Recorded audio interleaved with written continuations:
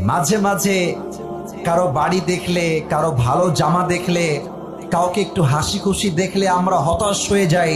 আমরা ভাবি হয়তোবা সে আমার চাইতে অনেক ভালো আছে। না না না না, মনে রাখবেন প্রত্যেকটা হাসির পেছনে একটা কষ্ট লুকিয়ে আছে, প্রত্যেকটা কষ্টের পেছনে আরো বিশাল বড় পাহাড় পরিমাণ কষ্ট লুকিয়ে আছে। ঠিক কিনা বলেন? পৃথিবীতে সমস্যার বাহিরে কেউ বসবাস করে না।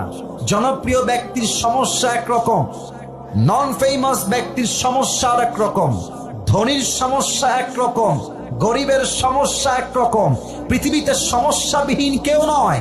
বাট মূল কথা হচ্ছে বান্দা তার প্রত্যেকটা অবস্থায় যদি বলতে পারে আলহামদুলিল্লাহ আলা কুল্লি হাল, I am okay, I am perfect, I am just grateful to my lord, আমাকে আল্লাহ যা দিয়েছে তাতেই আমি খুশি, দেখবেন পুরো জীবনটাই জান্নাতের বাগান হয়ে যাবে। সুবহানাল্লাহ পড়ে সবাই।